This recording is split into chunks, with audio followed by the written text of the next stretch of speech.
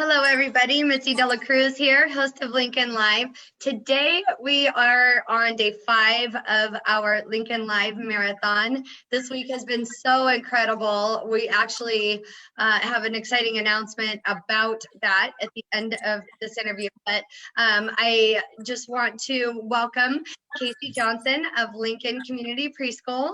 And first of all, Casey, thank you so much for joining us today. Absolutely. And can you start off by telling us a little bit about yourself? Yeah, so I am Casey. I'm here at Lincoln Community Preschool. I'm one of the teachers, and I'm also one of the owners. We are a mother-daughter preschool, and I'm the daughter, of course. And so about 2 years ago, we opened here in Lincoln. So we're still pretty new, but it's a really exciting time for us and an exciting time to kind of transition our original model to help support families during this crisis. And for those of you that are watching, you may remember that we actually did showcase and highlight Lincoln Community Preschool right around, was it a year ago, maybe a little less? Yeah, it was about a year ago. Okay. Yeah. So super excited to hear how Lincoln Community Preschool continues to serve the community, and also how things have just shifted a little bit to make sure that everybody is safe and protected while still continuing to take great care of the kiddos that have the special privilege of attending there. Yeah, absolutely. So since we've started, we've actually been EcoHealthy Certified. So what that means is we use only healthy cleaning supplies around the children. All of our materials are all safe and non-toxic. We don't have any like wall-to-wall carpeting that holds germs, things like that. So since the beginning, our program has been set up to be very clean and sanitary.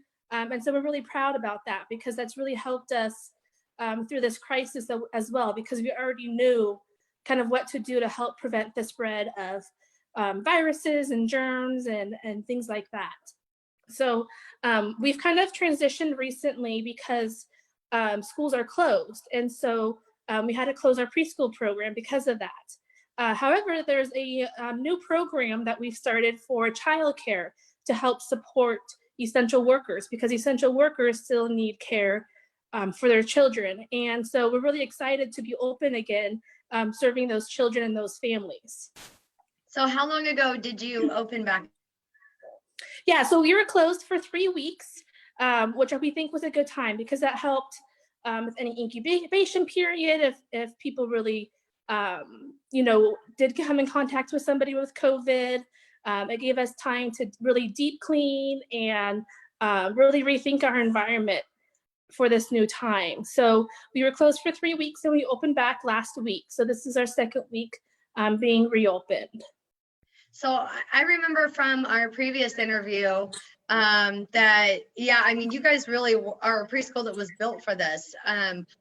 You don't have sand in the sandbox. You've got a different kind of material that doesn't facilitate the growth and the spreading of germs and things like that. Talk to us about the environment that the children are in. Yeah, so all of our materials right now, I'm currently standing in our toddler room. And so as you can see, we have a lot of wood and very minimal plastics. And so wood really repels germs and viruses and things like that. And wood is really easy for us to clean. So it really helps with the day-to-day cleanliness of the classrooms, outdoor, like we talked about, the sandbox. Our sand is hyperallergenic. It's the official beach volleyball sand. So if you've ever watched beach volleyball, as they're diving in the sand, there's really not that many dust particles coming into the air and breathing in those particles. So it's from Santa Cruz Beach, and it was sifted and put through a kiln. So it was completely sanitary. And again, it's really fine grade, so you're not going to have a lot of the dirt particles and stuff in there. Gotcha. And so where are you at now? Because I know you are going to give us a tour of the classrooms, the facility, the whole bit. So why don't you talk to us about where you're at now? Sure. Well, let's walk into the preschool classroom. So here we are in the preschool classroom.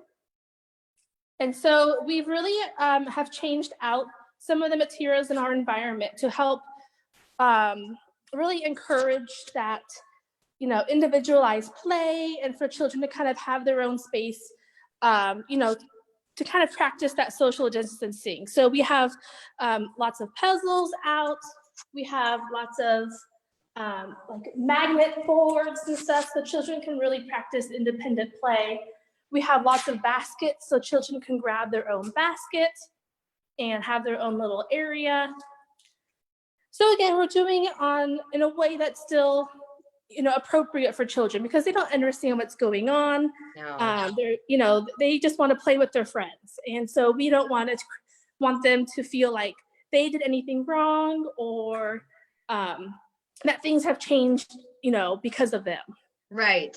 And I apologize if I look distracted. I'm just setting my phone up so that I'm able to see questions and comments that come from the audience as we are live. So Absolutely. yeah, a lot of love, Jacob's family. I know they just adore you guys. And Terry Moore, she's watching and sharing and all kinds of fun stuff. So I know you and I were talking offline a little bit, and the county has really stepped up to help facilitate parents that are essential workers that are able to continue to operate, just helping with the financial burden that this has all caused as it relates to sending kids to the school. So why don't you talk to us about that a little bit? Yeah, so Newsom signed an order for $100 million to go into early childhood education. And half of that money, about 50 million of it, is going to support the alternative payment program. And so PCOE, Placer County Office of Education, is helping our local families sign up for this new alternative payment program for essential workers. And that alternative payment, some people call it child care vouchers, there's kind of other terms for it, but that payment goes to pay for the tuition for the children receiving care. And so if you're an essential worker, which right now we're only allowed to serve essential workers. Right. There's a couple nuances, if there's a foster child or a child with an IEP, those children are also able to attend. But besides that category, that's who we can serve. And so the families that we can serve can receive those child care vouchers through Placer County Office of Education. And they are really on top of it there and getting back quickly with families. And it's really such a great resource for families right now, especially with the financial hardships and everything. So I'm really excited that that funding became available and that PCOE is really on top of everything and really helpful with all of our families. We've heard nothing but great feedback from them. Yeah, PCOE has always been incredible, just in the way that they've been able to just really meet the needs of families in our community. So, of course, I'm not even surprised. That is just great. So how many kiddos do you guys have right now in the program?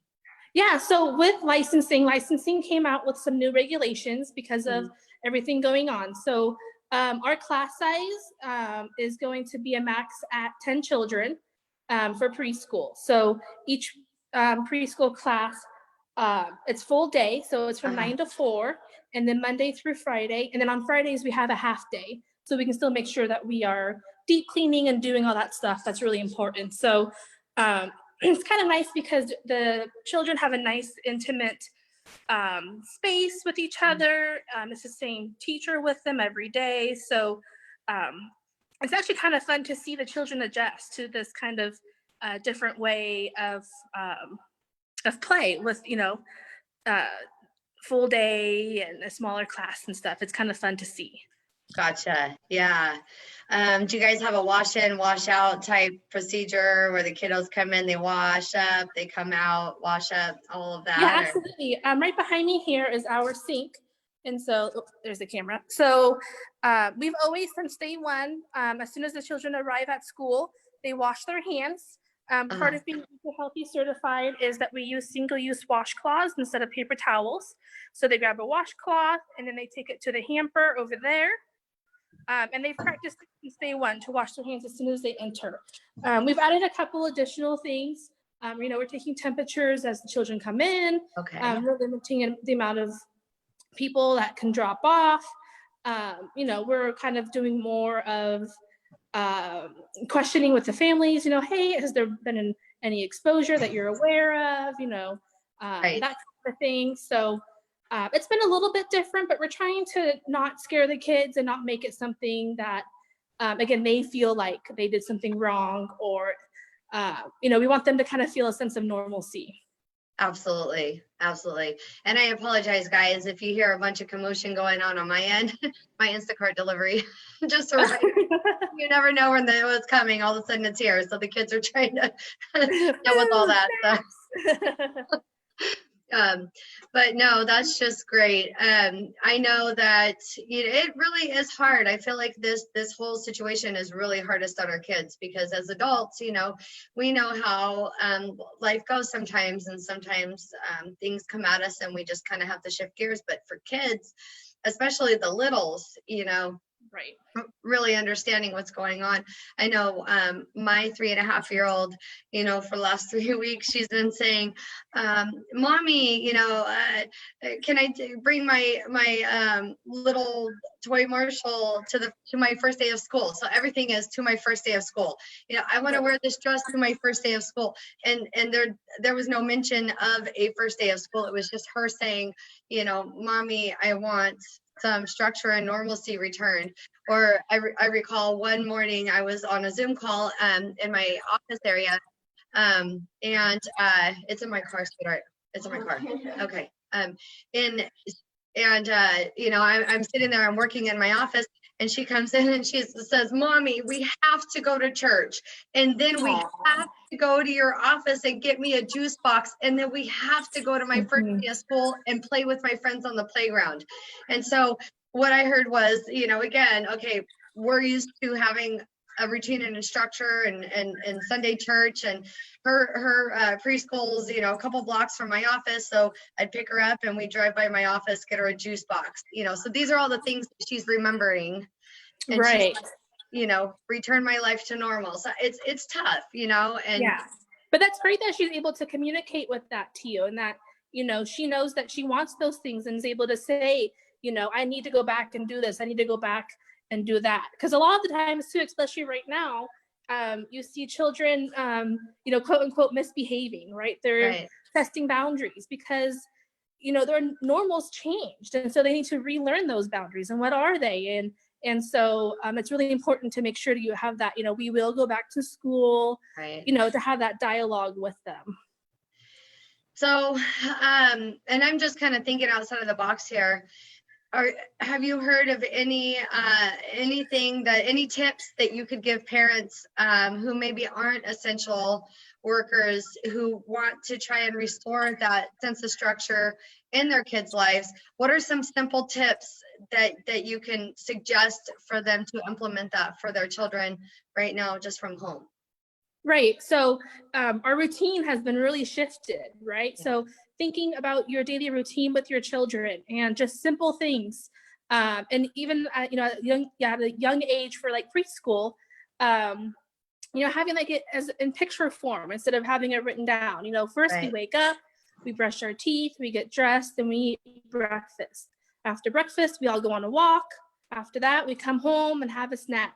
So just, try to keep a daily routine as much as possible, especially now that the weather's changing, right? So the rain is gone, thank goodness, at least for now. So, take advantage of that and really have some nature and outdoor time, because that really recenters you as an adult and as a child. So having those routines and getting lots of nature is what I would suggest. Thank you. And so I think you're referring to the visual schedules, right? Right. Yes. Have picture visual schedules. So they can actually see, so they can make sense of the world, right? They need to see, okay, after I do this, then we do that. And they'll ask you 100 different times, what do we do after lunch? What do we do after lunch? What do we do after this?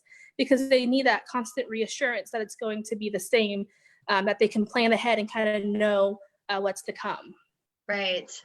That's great information. Thank you so much. I know we're all just kind of struggling and kind of, you know, stumbling around, but making the most of it. And I feel like, you know, where we are today versus where we were a month ago, you know, it's really starting to come back together. So that's wonderful. Thank you so much for sharing that. Now, why don't you tell everybody where you're located? Yeah, so we are located near First Street Elementary. We're at the corner of First and O, off of O Street. Our address is 170 South O Street. And you can also check us out on Facebook, obviously. Our website is www.lincolncommunitypreschool.com. My phone number and my cell is 916-878-9693. And again, that's on the website. And you can just send me a text. You can message us on the website. You can message us on Facebook. However you contact us, you're going to get me and Teacher Debbie, AKA my mom. So you'll get directly to us. You won't have to wait on hold or go through a bunch of people. It'll go directly to us. Got it. And do you know how this works? You've been on the show before. We like to pause about, you know, towards the end of our interview. And we like to just open up the discussion to the audience. So just going to audience questions. I know Kelly Jacobs says, great idea. I need to do that for Hunt or for H. That's great. I know that a lot of people are watching and sharing. Shelby, you know, one of your biggest supporters, she's watching and sharing. And hi. We miss all of our kids. I know. Oh, and Debbie too. Hi, Debbie. Just great information. Everybody's really appreciative of that. So so even in reaching out, they'll be able to coordinate with you to see if you are able to accommodate because of their classification of work and things like that as well. So you'll help them sort through all. Perfect. Yeah, and they've really expanded on who is an essential worker. So it's not just if you're police, fire, or medical. You can be in IT, you can be in government. There's a huge list. So, and we can share that list as well. I can comment on here with that list. It goes on and on and on. So farming and construction, there's a lot more than you initially think about. Got it. That's great. So you guys know how this works as far as the raffle is concerned. If you share this live video by noon tomorrow, comment shared, you're going to be entered into a raffle. And Casey, why don't you talk to us about the raffle prize this week?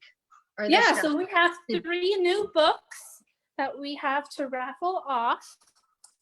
Let me show here. So we have Mind Your Manners, and then we have Perfect for the Summertime, Watermelon Madness. So we have 3 books here that are going to be raffled off. Oh, cool. I love that. Yeah. And so does that mean there'll be 3 different prize winners, or one winner gets all 3 books? You decide. Whatever you want to do. It's fine with me. I say we'll spread the love. We'll have 3 prize winners. So no, that's wonderful. Thank you so much. Did you have any final thoughts? Anything else that you'd like to chat about before we wrap up? I would just say, you know, really contact PCOE if you have any childcare needs. And they're really helpful there. So even if you don't choose us, or if you have a nanny or the school that your child went to prior, a lot of schools are accepting the alternative payment. And I think about half of them are open. So if you can do that and you have a need, you know, now's the time to kind of sign up and get that information from them. They're really great. So that's great. Thank you again. We really appreciate you and all that you do. And I'll be right there, sweetheart. And I want to thank you guys for watching.